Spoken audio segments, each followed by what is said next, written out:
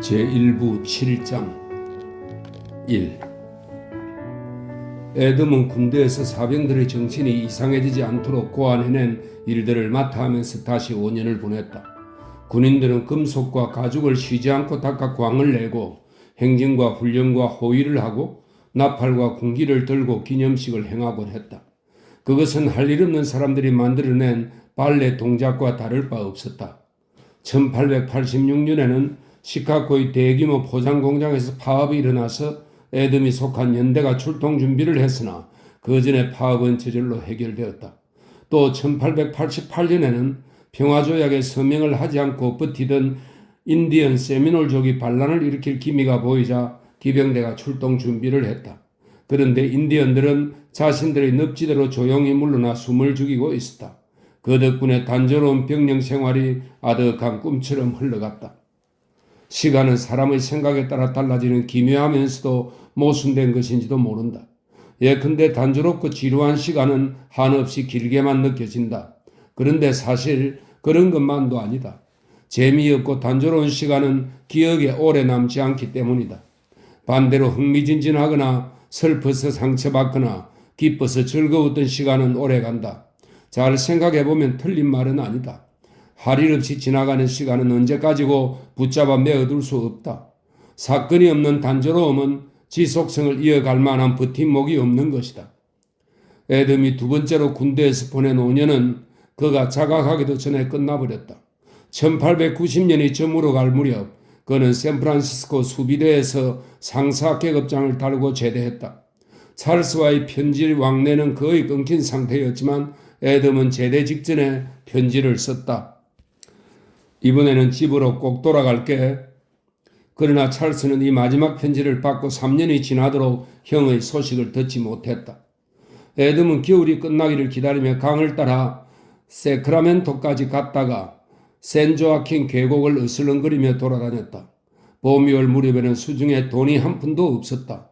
그는 담요 한 장만 걸친 채로 동쪽을 향해 걷다가 다른 사람들과 무리를 이루어 완행 화물열차에 매달려 가기도 했다. 그리고 밤이 되면 마을 변두리에 천막을 치고 방랑자들과 어울렸다.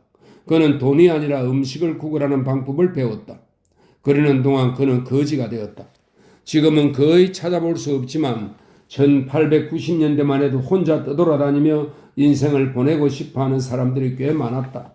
그들 중에는 책임을 회피하기 위해 도망쳐 나온 사람도 있었고 억울하게 쫓겨났다고 생각하는 사람들도 있었다.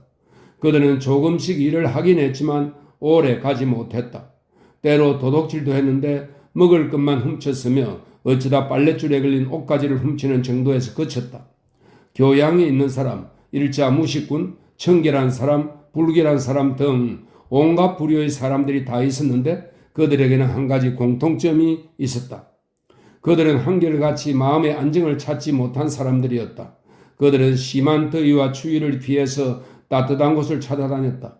봄에는 동쪽으로 떠났고 첫서리가 내릴 때면 서둘러 서쪽이나 남쪽으로 향했다.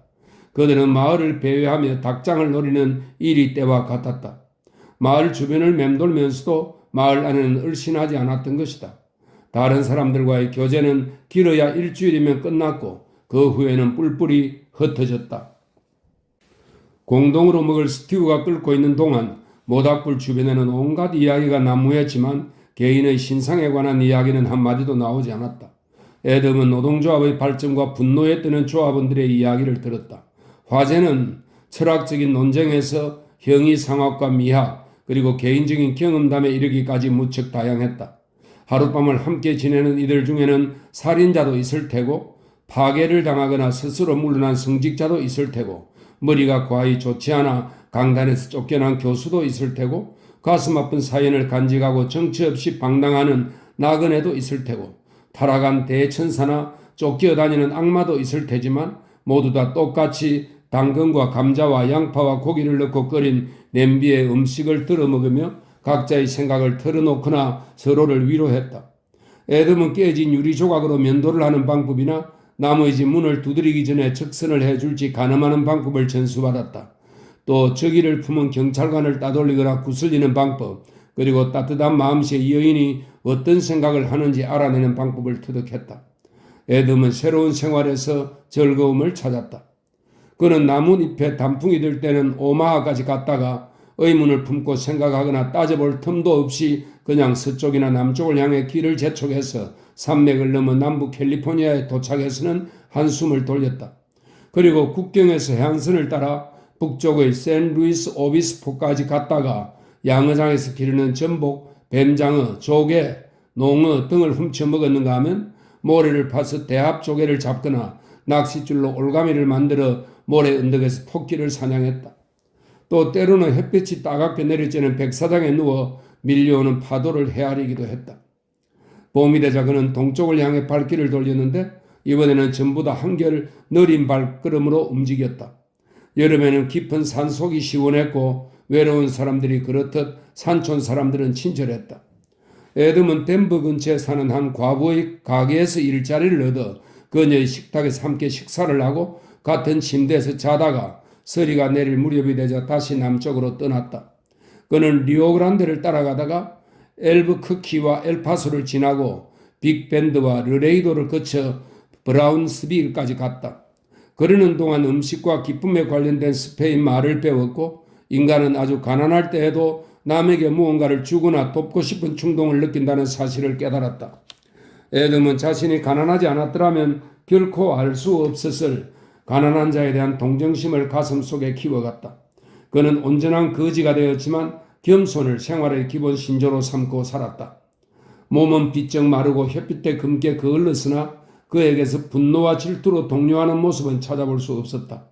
목소리는 차분해지고 말투에는 여러 지방의 사투리가 뒤섞여 있어 어디를 가도 이방인처럼 느껴지지 않았다. 사실 불황 생활을 하며 스스로를 지키기 위해서는 그만한 방법도 없었다. 에덤은 어지간해서는 기차를 타지 않았다. 세계 산업노조연맹의 격렬한 폭력과 그들에 대한 치열한 보복으로 악화된 불황자에 대한 정오가 점점 확산되고 있었기 때문이다. 에덤도 언젠가 방랑 생활을 한다는 죄목으로 체포된 적이 있었다. 그 후부터 경찰과 죄수들의 무모한 잔인성에 겁을 집어먹은 그는 불황자들이 모인 곳에는 얼씬도 하지 않았다. 에덤이 덥수룩한 수염을 말끔하게 깎고 혼자 다니기 시작한 것은 바로 그때부터였다. 겨울이 가고 다시 봄이 찾아오자 에덤은 북쪽으로 떠났다. 이제 휴식과 평화의 시간도 끝났다는 생각이 들었다. 그는 찰스가 있는 북쪽으로 걸음을 옮기며 어린 시절의 기억을 희미하게 떠올렸다. 에덤은 끝없이 펼쳐진 동부 텍사스를 재빨리 지나치고 루이지애나를 통과하고 미시시피와 알라바마의 외곽을 거쳐 플로리다로 들어섰다. 그는 서둘러 움직여야겠다고 생각했다. 흑인들은 무척 가난해서 친절하긴 했지만 가난뱅이 백인을 신뢰하지는 않았고 가난한 백인은 낯선 사람을 두려워했다. 에덤은 탈라시 부근에서 보안관에게 체포되어 불황자라는 죄목으로 도로를 보수하는 강제노동에 투입되었다. 당시 도로가 건설된 것은 이런 식의 노동력을 이용한 결과였다. 에덤은 6개월의 선고를 받았다. 그는 6개월 후에 석방되었으나 곧바로 다시 체포되어 또 6개월형을 받았다. 에덤은 그제야 인간이란 사람을 짐승처럼 대할 수 있고 또 그런 인간과 어울리자면 그들과 똑같이 짐승이 되어야 한다는 사실을 깨달았다. 깨끗한 외모, 솔직한 표정, 남의 눈을 똑바로 보는 시선, 이런 것들은 다른 사람의 관심을 끌었고 또 그런 관심은 처벌을 불렀다. 에덤은 추악하고 잔인한 짓을 저지르는 사람은 자신을 다치게 할 뿐만 아니라 그 보복으로 다른 사람에게까지 상처를 입힌다고 생각했다. 낮에 작업을 할 때는 총을 든 보초가 감시를 하고 밤에 발목에 쇠사슬을 채우는 것은 단순히 범죄 예방 차원이 아니었다. 인간으로서의 존엄성과 저항을 억제하고 죄수의 의지를 꺾기 위해 채찍질을 하는 것은 그만큼 간수가 죄수를 두려워한다는 증거이기도 했다. 에덤은 장기간의 군대 생활을 통해 두려움에 떠는 인간은 위험한 동물과 다를 바 없다는 걸 알고 있었다. 또한 누구도 마찬가지겠지만 채찍질이 그의 신체와 정신에 나쁜 영향을 미칠까 봐 두려웠다. 그래서 에덤은 자기 주변에다 장막을 쳤다. 얼굴 표정을 없애고 눈빛을 감추고 말수를 줄였다. 얼마 후에는 채찍질을 당하는 일이 생겨도 크게 놀라지 않고 순순히 매를 맞았으며 그러다 보니 아픔마저 심하게 느껴지지 않았다. 고통은 매질이 진행 중일 때보다 끝난 이후가 더 심한 법이다. 등의 근육이 찢겨 허연 살이 너덜거릴 때까지 매를 맞는 사람을 보고도 연민이나 분노는커녕 아무런 관심도 드러내지 않는다면 그것은 자제력의 승리이다. 에돔은 이런 것을 깨닫게 되었다. 사람은 처음 만나면 눈으로 보이는 것보다 느낌으로 알기 마련이다. 플로리다의 도로 공사장에서 두 번째 형기를 치르는 동안 에돔은 자신의 존재를 거의 지워버렸다. 그는 전혀 동요하지 않았고 문제가 생기도 꼼짝하지 않았으며 가능하면 사람들의 눈에 띄지 않으려고 노력했다. 그의 존재가 부각되지 않자 간수들은 그를 두려워하지 않았다. 그들은 에돔에게 막사를 청소하거나 죄수들에게 식사를 분배하거나 물을 길어 오도록 했다. 에돔은 두 번째 석방을 사흘 남겨둔 날까지 참을성 있게 기다렸다. 그날 정오가 지난 후에 그는 물을 길어 놓았다가 조금 더 길어 오려고 작은 강으로 되돌아갔다. 그러고는 양동이에 돌을 가득 채워 가라앉힌 다음 물속으로 들어가 하류 쪽으로 계속 헤엄치다가 잠깐 쉰 다음 다시 헤엄쳐 내려갔다. 그는 날이 저물 때까지 계속 헤엄쳐 가다가 관목 등불이 무성한 강둑 아래의 장소를 발견했다. 그리고 물 밖으로 나오지 않고 기다렸다. 밤이 깊어지자 순찰견들이 양쪽 강둑을 뒤지며 지나가는 소리가 들렸다. 그는 사람 냄새를 풍기지 않으려고 생나무 잎으로 머리를 푹푹 문질렀다. 그러고는 코와 눈만 밖으로 내놓은 채 물속에 앉아 기다렸다. 아침에도 수색대가 나타났지만 개나 사람이나 완전히 지쳤는지 주의력을 잃고 대충 훑어보다가 사라졌다. 수색대가 돌아간 뒤에 에돔은 호주머니에서 부러뜨린 육포를 꺼내 씹어 먹었다.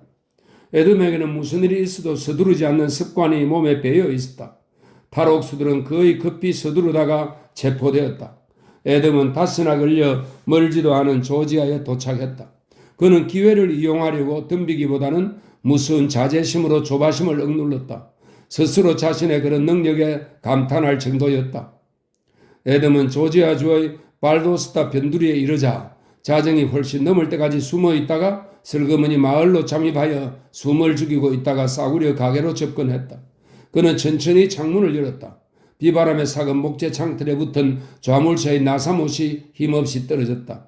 그는 좌물쇠와 열린 창문을 그대로 놔두고 지저분한 창을 통해 들어오는 희미한 달빛 속에서 움직였다.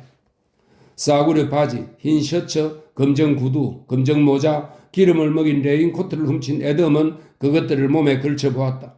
그러고는 누가 다녀갔다는 흔적이 남지 않도록 흐트러진 곳이 있나 확인하고는 창밖으로 빠져나갔다. 그는 재고가 얼마 남지 않은 물건에는 손도 대지 않고 현금이 들어있을 만한 서랍도 뒤지지 않았다. 그는 조심스럽게 창문을 닫은 다음 달빛으로 그림자가 진 곳만 골라다니며 마을을 벗어났다. 에돔은 낮에는 숨어있다가 밤이 되면 먹을 것을 찾아다녔다. 순무, 여물통에 남아있는 옥수수 알, 바람에 떨어진 사과 몇 알, 이런 것 정도는 없어져도 주인이 아쉬워하지 않을 거라고 그는 생각했다. 그는 새 구두는 모래로 문지르고 레인코트는 비벼서 헌 것처럼 보이게 만들었다. 사흘 후에야 기다리던 비가 내렸는데 사람 눈에 띄지 않으려면 비 오는 날이 안전했다.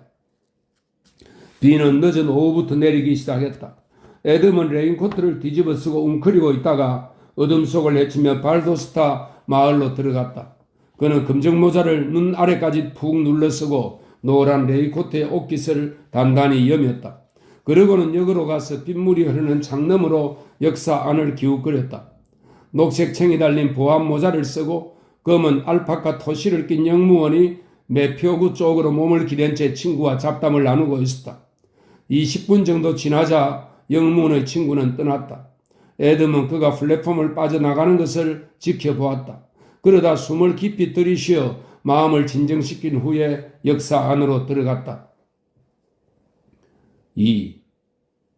찰스는 편지를 거의 받지 못했다.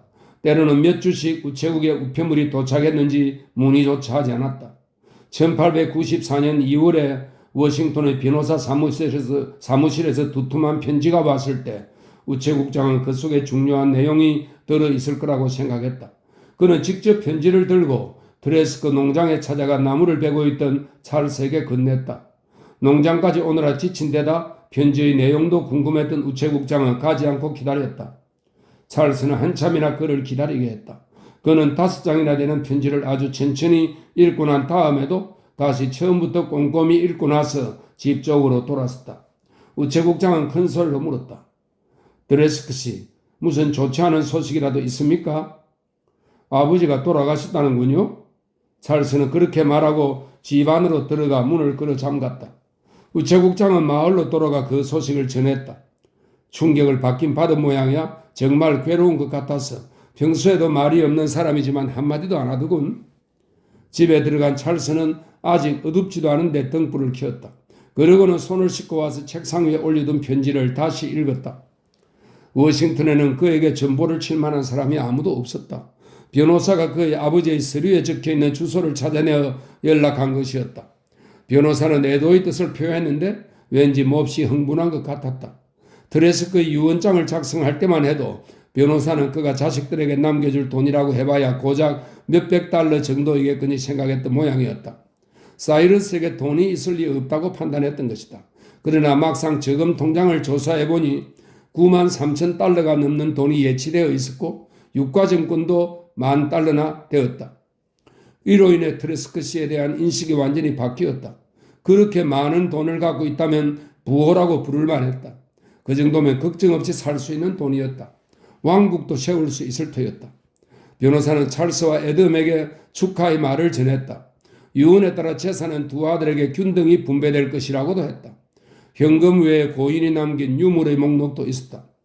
전국의 여러 제향 군인회에서 정정한 예도 5자루, 순금패가 달린 올리브 나무 의사봉, 눈금에 다이아몬드를 박은 메이스식 회중시계, 틀니를 해 넣을 때 떼어낸 금리, 은으로 만든 손목시계, 손잡이가 금으로 된 지팡이까지 과연 영향력 있는 인사가 남긴 유물다웠다. 찰스는 2번이나 편지를 읽고 나서 두 손으로 이마를 감쌌다. 갑자기 애덤이 궁금해졌다. 그는 형이 어서 집으로 돌아와 주었으면 싶었다. 찰스는 너무 뜻밖의 일이라 어리둥절했다. 그는 불을 피우고 프라이팬을 달군 다음 소금에 절인 돼지고기를 썰어 넣었다. 그런 다음 편지를 다시 들여다보다가 얼른 주방의 탁자 서랍에 넣었다. 그리고 당분간은 이 문제에 대해 생각하지 않기로 마음먹었다. 하지만 찰스는 은연중에 똑같은 생각을 되풀이하고 있었다. 대체 아버지는 그 많은 돈을 어떻게 모은 것일까? 두 가지 사건이 성격, 시간, 장소가 비슷하게 일어났을 때 우리는 서슴없이 두 사건이 연결되었다는 결론을 내린다. 이러한 경향 때문에 우리는 마술같이 불가사의한 일을 만들어내어 이후에 화제로 삼기 위해서 간직하는 것이다. 찰스는 지금까지 한 번도 농장에 앉아서 편지를 받아본 적이 없었다.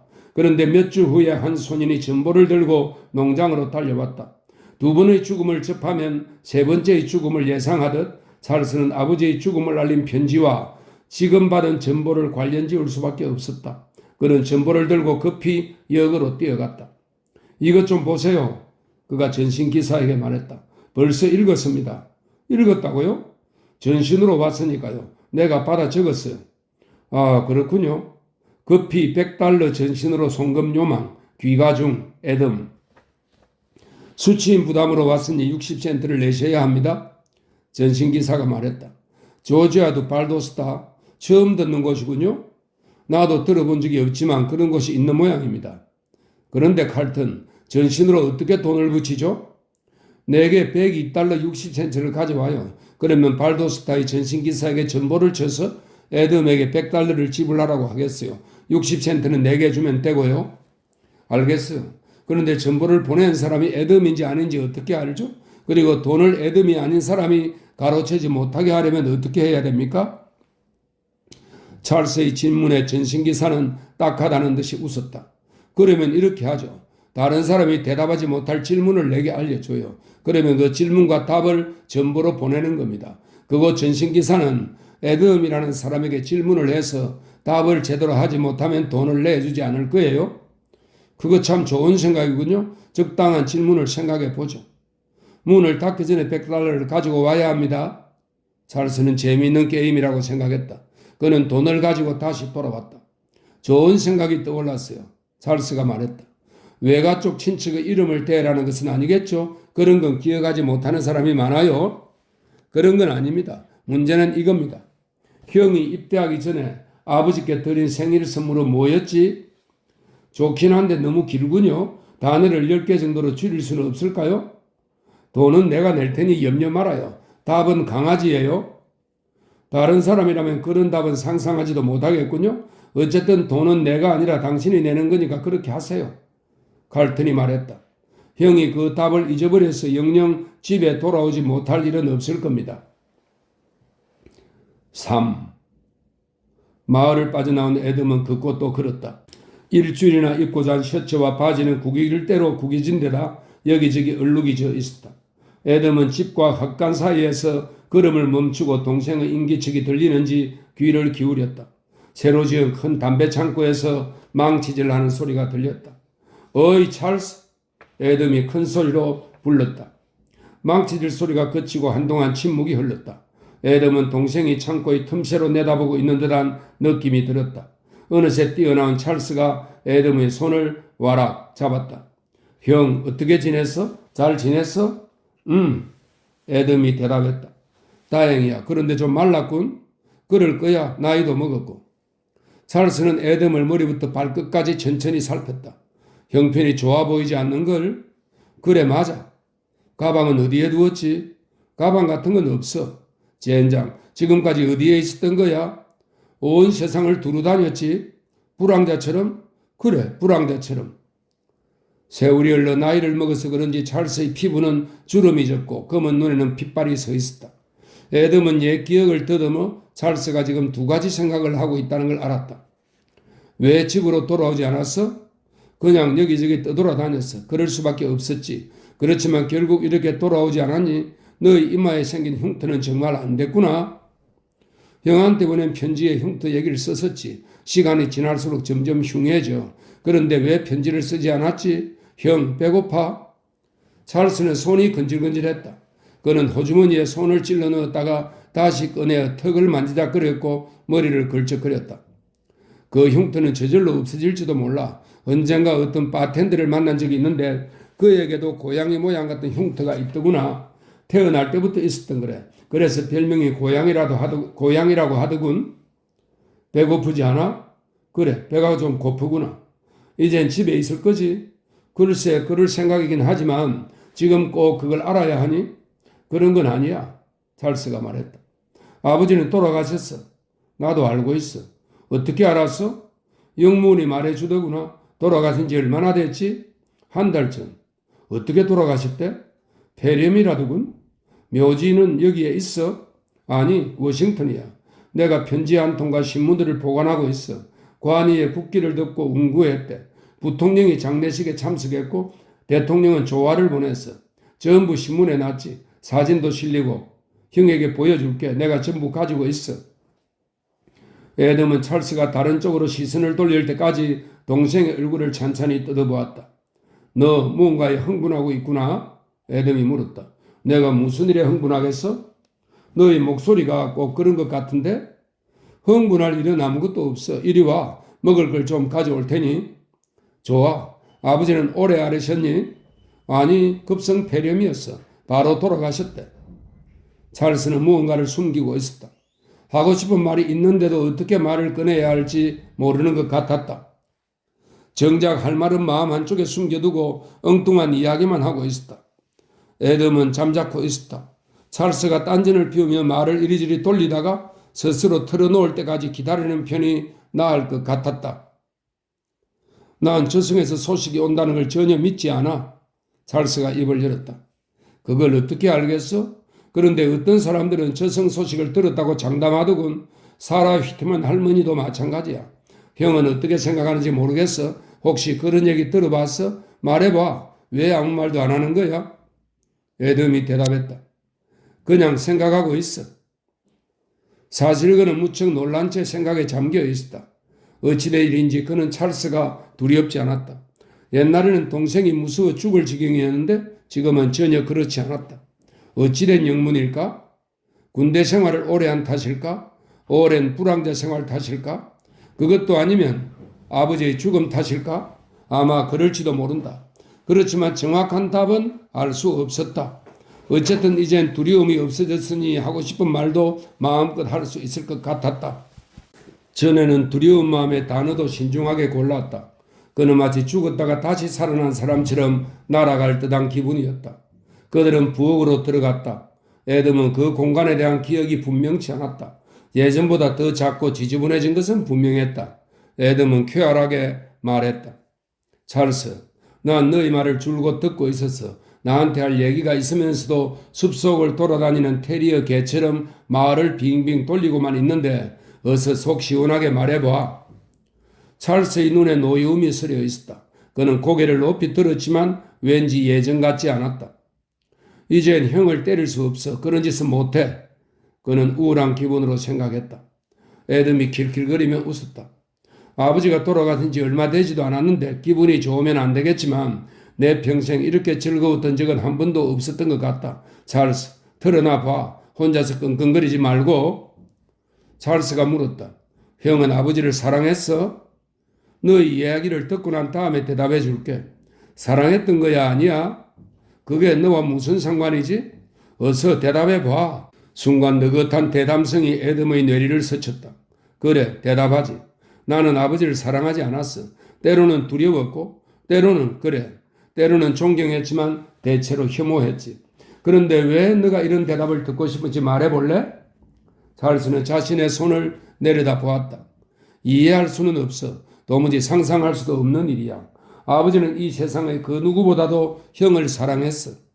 찰스가 말했다. 그런 말은 믿지도 않아. 믿지 않아도 돼. 하지만 아버지는 형이 갖다 주는 것이라면 다 좋아하셨어. 그런데 나는 미워했어. 내가 주는 거 뭐든 싫어했지. 내가 선물로 준 주머니 칼 생각나지? 나는 그 칼을 사려고 나무를 한 짐이나 베어다 팔았어. 아버지는 워싱턴에 갈 때도 그걸 갖고 가지 않았지. 그 칼은 지금도 아버지의 서랍 안에 들어있어. 그런데 형은 돈 한 푼 안 들이고 아버지에게 강아지를 선물했지. 그 강아지 사진을 보여줄게. 아버지 장례식 사진을 보니 어떤 대령의 품에 안겨 있었어. 눈이 멀어서 제대로 걷지도 못했대. 장례식이 끝난 뒤에 그 강아지를 총으로 쏴 죽였다더군. 에덤은 찰스의 감정적인 말투에 적잖이 당황했다. 모르겠다. 너가 무슨 말을 하려는지 모르겠어. 에덤이 말했다. 난 아버지를 사랑했어. 찰스는 그렇게 말하더니 이내 울음을 터뜨렸다. 에덤은 동생이 우는 모습을 처음 보았다. 찰스는 고개를 숙이고 울고 있었다. 에덤은 찰스에게 다가가려고 했으나 잠시 옛날의 두려움이 되살아났다. 안 돼. 내가 건드리면 저 애는 또 나를 죽이려고 할 거야. 에덤은 열린 창문으로 다가가 밖을 내다보았다. 동생이 뒤에서 흐느끼는 소리가 들렸다. 집 주변의 농장은 아름답지 않았다. 예전에도 그랬지만 정돈되지 않은 채 쓰레기가 여기저기에 버려져 있어 지저분했다. 꽃도 없는 땅에는 휴지 조각과 나무 토막이 널브러져 있었다. 집도 예전 같지 않았다. 비바람이나 맞고 쥐사나 하는 것처럼 볼품없이 튼튼하게만 지은 판잣집 같았다. 농장과 집은 얼씬년스러워 도무지 정이 가지 않았다. 가정다운 아늑함이 전혀 없었으므로 그리워 다시 찾아올 곳이 못 되었다. 문득 에덤은 계모를 떠올렸다. 그녀는 예절을 바르고 청결했지만 농장과 마찬가지로 정이 가지 않아서 한 가정의 아내 대접을 받지 못하고 살았다. 동생의 흐느끼는 소리가 멈추었다. 에덤이 뒤돌아보았을 때 찰스는 멍하니 앞을 바라보고 있었다. 에덤이 입을 열었다. 어머니 얘기 좀 해줘. 어머니는 돌아가셨어. 편지에 썼잖아. 그래도 얘기해봐. 돌아가셨댔잖아. 이미 오래전의 얘기야. 형의 친엄마도 아니면서 뭘 그래? 에덤은 어머니의 얼굴에 스치던 미소가 생각났다. 그때 찰스가 꺼낸 말에 그녀의 영상은 사라져버렸다. 형, 한 가지만 말해주겠어? 서두르지 말고 깊이 생각하고 대답해줘. 진실한 대답이 아니면 차라리 말하지 않는 편이 나아. 찰스는 질문을 던지기 전에 혀로 입술을 축였다. 형은 아버지가 정직하지 못한 사람이라고 생각해? 무슨 뜻이지? 어렵게 생각할 것도 없어. 그저 단도직입적으로 물어본 것뿐이야. 그냥 정직하지 못하냐고 물어본 것뿐이라고. 모르겠어. 에덤이 대답했다. 정말 모르겠다. 어느 누구도 그렇게 말한 사람은 없었어. 백악관에 초대를 받아 하룻밤을 보냈고 부통령이 아버지 장례식에 참석했댔는데 혹시 그 때문에 정직하지 못하다는 거야? 이봐 찰스. 그는 이번에는 부탁하듯이 말했다. 내가 여기에 도착한 순간부터 너가 하고 싶었던 말을 해봐. 찰스는 다시 입술을 축였다. 창백해진 얼굴에는 옛날의 열정이나 격정은 찾아볼 수 없었다. 찰스가 한껏 누그러진 목소리로 말했다. 아버지가 유언을 남겨서 모든 재산을 형과 내게 균등하게 분배한다는 내용이야. 애덤은 웃었다. 그렇겠지. 이 농장에서 살면 평생 굶어 죽지는 않을 거야. 유산이 10만 달러가 넘어. 찰스는 듬듬하게 말했다. 너 정신이 어떻게 된 거니? 100달러면 몰라도 그렇게 많은 돈이 어디 있어서? 틀림없는 얘기야. 제양 군인에서 받은 월급은 135달러였어. 그 돈으로 아버지는 식비와 방채를 냈지. 여행을 할 때는 10km당 5센트와 호텔 비용을 수당으로 받았어. 아버지가 원래 많은 돈을 가지고 있었는데 우리가 모르고 있었던 건지도 모르겠군. 아니, 원래 가지고 있었던 돈은 아니야.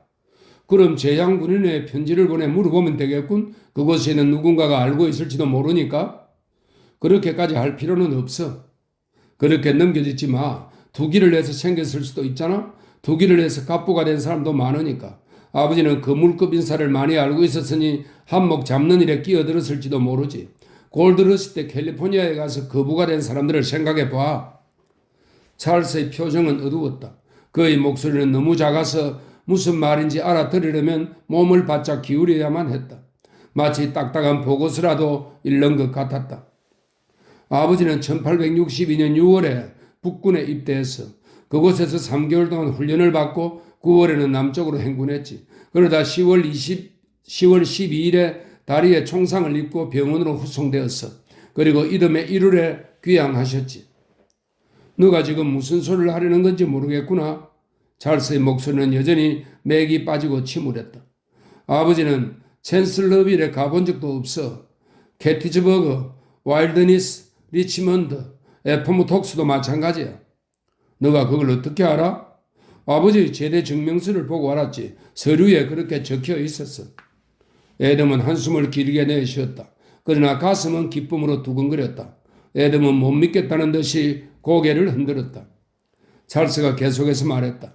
그런데 어떻게 오랫동안 들키지 않았을까? 어떻게 그렇게 깜짝같이 속일 수 있었느냐 말이야? 어느 누구도 의심하지 않았잖아. 형이나 나나 어머니도 심지어는 워싱턴에서도 말이야.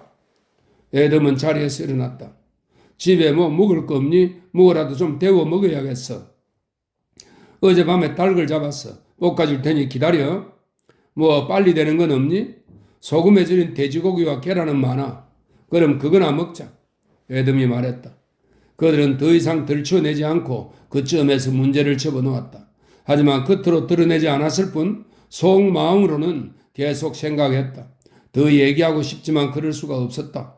찰스는 돼지고기를 볶고 콩을 한 냄비 끓이고 계란 프라이를 만들었다. 풀밭을 엎고 호미를 심었어. 찰스가 말했다. 그래 어땠니? 잘 됐어. 바위돌을 파서 치우기도 했어. 찰스는 말하다 말고 이마를 만지작거렸다. 지렛대로 바위돌을 들어 올리다가 이 빌어먹을 흉터가 생긴 거야. 그래, 편지에 그렇게 썼더구나. 애덤이 말했다. 너가 보낸 편지가 내겐 얼마나 큰 위안이 되었는지 넌 모를 거다. 그런데도 형은 어떻게 지내는지 써보내지 않았잖아. 그때 이런 생각하고 싶지도 않다. 줄곧 형편이 좋지 않았어. 신문에서 작전에 관한 기사를 읽었어. 형도 거기에 참가했어? 그래. 하지만 그 일은 생각하고 싶지 않았어. 지금도 마찬가지야. 인디언을 죽였어?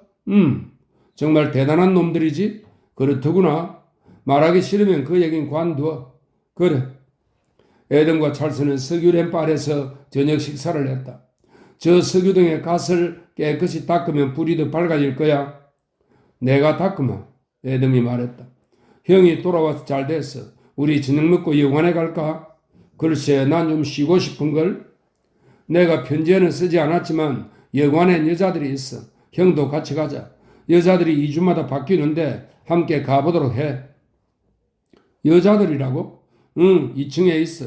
이용하기도 편해. 형도 모처럼 집에 왔으니까. 오늘 저녁엔 가지 않겠어. 나중에 가보도록 하자. 요금은 얼마지? $1야. 여자들이 제법 예쁘다니까. 다음에 가자. 애덤이 말했다. 그런데 마을에 그런 여자들을 들여놓다니 놀랍군. 처음엔 나도 그렇게 생각했어. 하지만 남자를 다루는 솜씨가 제법이야. 너도 자주 가는 편이니? 2주나 3주마다 한 번씩. 여기 남자 혼자 살기엔 너무 외롭잖아. 언젠가 결혼할 생각이라고 편지에 쓴 적이 있지 않니?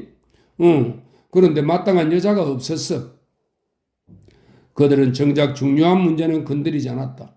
어쩌다 본론으로 들어가려 했다가도 재빨리 화제를 바꾸어 농사나 시골의 소문이나 정치나 건강에 관한 이야기를 했다. 그러나 조만간 그 얘기를 꺼내게 될 것이라는 걸 두 사람은 알고 있었다.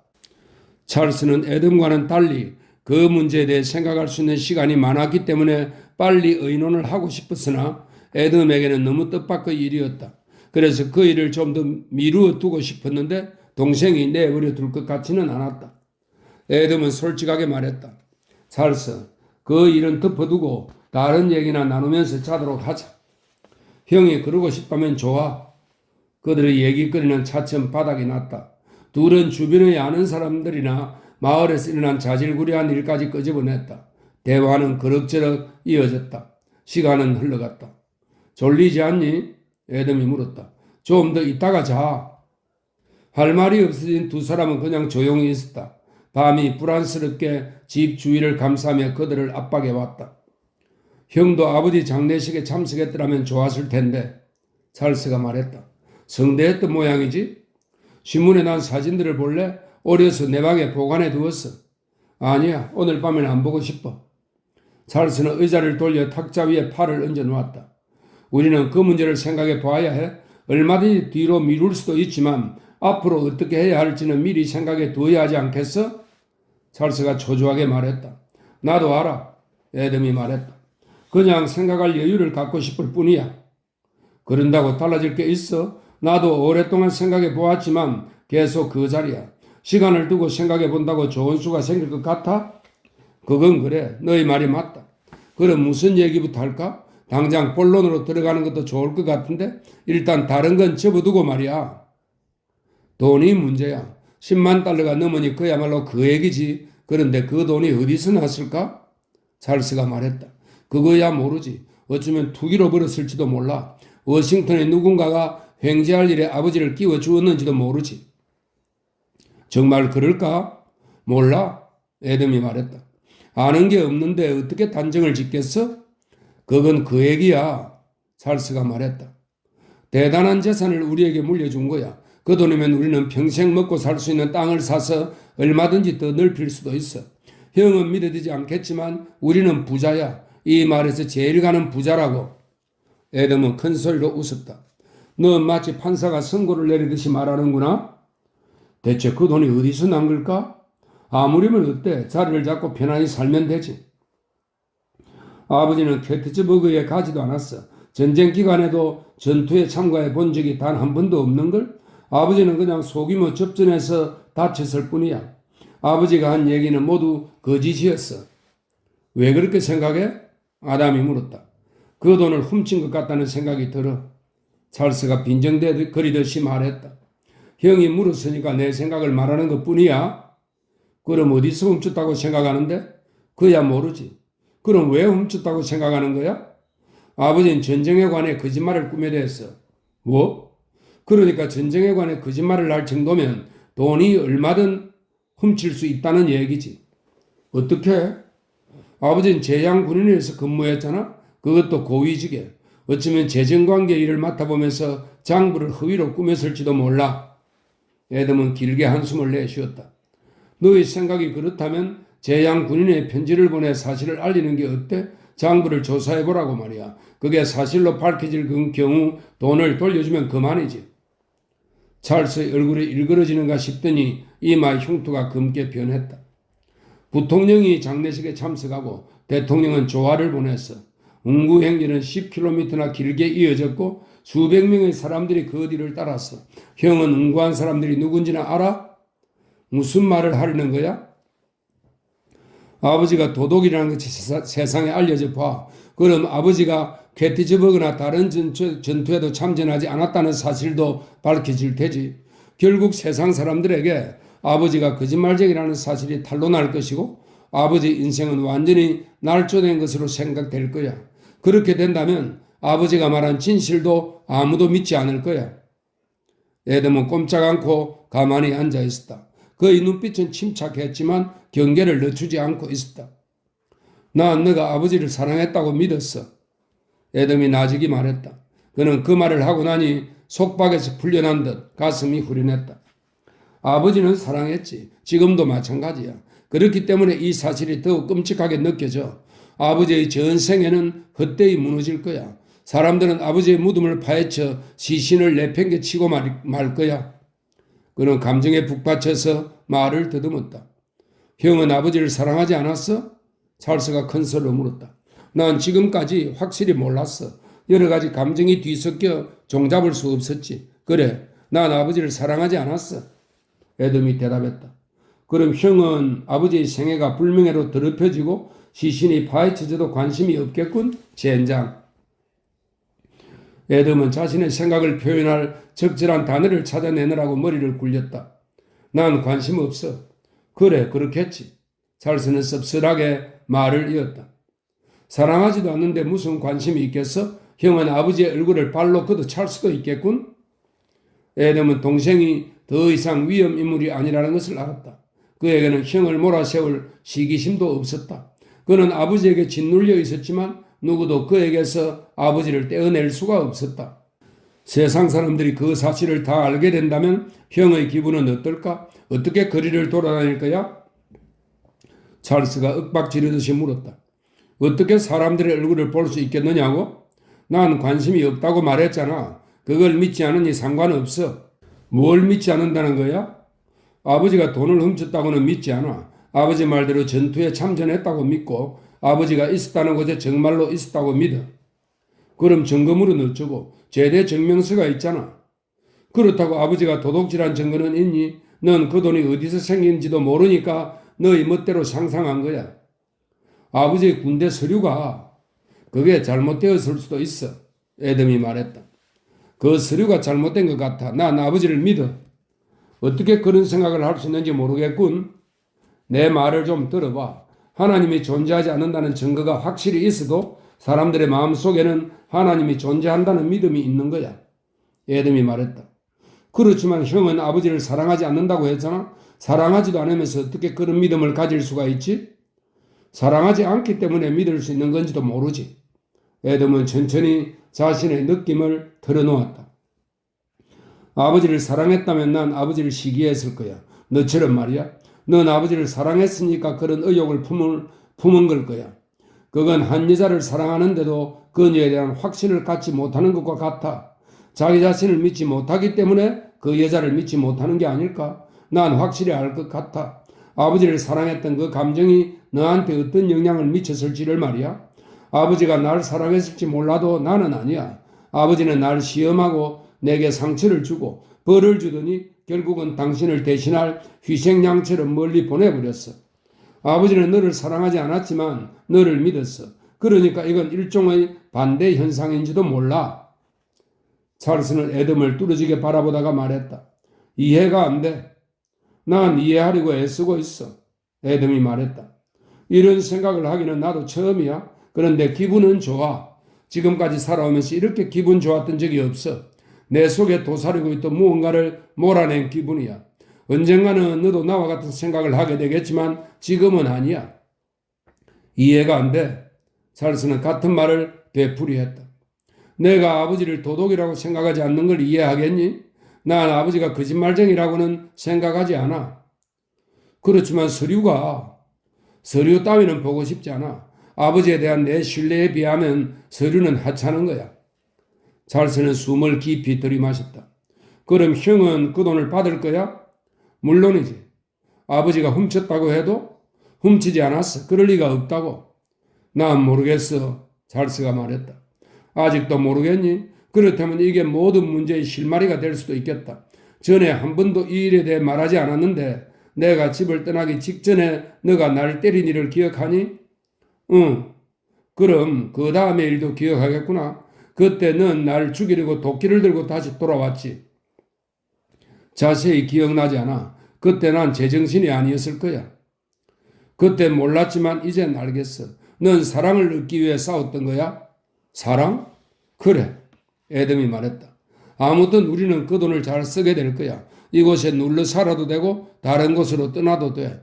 캘리포니아 같은 데로 말이야. 우리가 뭘 해야 할지 미리 생각해 두도록 하자. 물론 아버지의 기념비도 세워야겠지. 아주 큰 기념비로. 난 이곳을 떠나지 못할 거야. 찰스가 말했다. 그 문제는 다음에 생각하기로 하자. 서두를 건 없어. 생각이 바뀔지도 모르니까.